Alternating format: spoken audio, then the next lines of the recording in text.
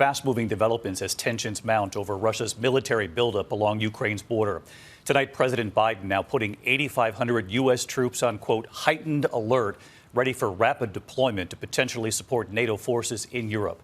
Late today, the president holding a secure video call with European leaders. It lasted 1 hour, 20 minutes. The president, a short time ago, calling it a very good meeting with total unanimity with all of the European leaders. The White House tonight saying the leaders discussed preparations to impose, quote, massive consequences and severe economic costs if Russia moves. Amid concern over a possible Russian invasion, the U.S. State Department now ordering the families of all American personnel at the U.S. Embassy in Ukraine to leave the country. More than 100,000 Russian troops are now stationed along the border with Ukraine, some of those Russian troops taking part in joint military operations in Belarus. Here in the U.S. tonight, airmen at Travis Air Force Base in California and Dover Air Force Base in Delaware loading up military and weaponry to help Ukraine. And what the Ukrainian president just said about moves by the U.S. to get families of U.S. Embassy personnel out of that country. He called the move premature, urging calm. Our chief global affairs correspondent, Martha Raddatz, leading us off tonight.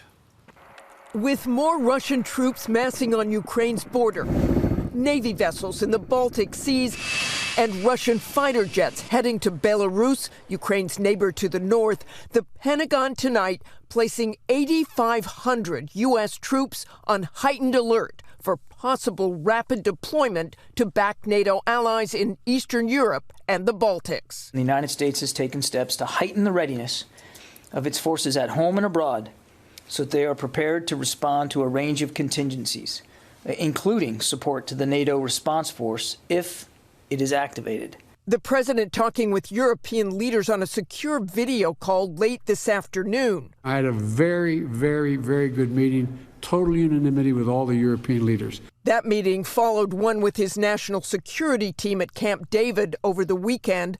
Biden could have deployed those troops to NATO immediately, but stopped short of that. I want to reinforce that as of now, the decision has been made to put these units on higher alert and higher alert only. No decisions have been made to deploy any forces from the United States at this time.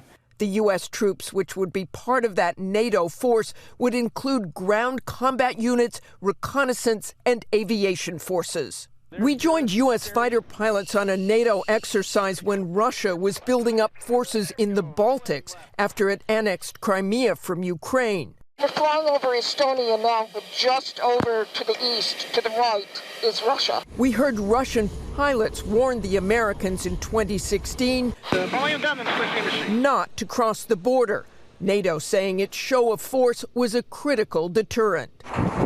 But now, with more than 100,000 Russian troops on Ukraine's border, the possibility of war seems greater than ever.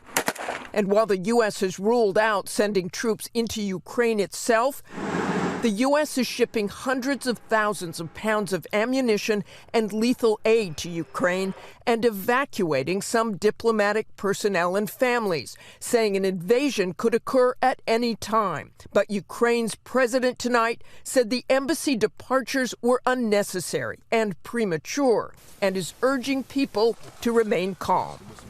And Martha Raddatz with us tonight. And Martha, we heard there in your reporting that the president could have deployed the 8,500 troops immediately, but obviously he's chosen not to do that, at least right now. And we know U.S. authorities believe the potential of having more NATO forces brought into Eastern Europe is what makes Putin most uncomfortable. This would appear to be part of their ongoing strategy to warn that this could in fact be coming.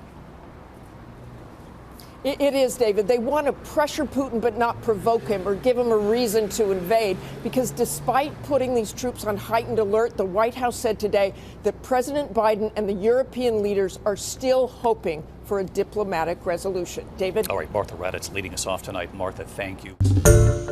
Hi, everyone. George Stephanopoulos here. Thanks for checking out the ABC News YouTube channel. If you'd like to get more videos, show highlights, and watch live event coverage, click on the right over here to subscribe to our channel. And don't forget to download the ABC News app for breaking news alerts. Thanks for watching.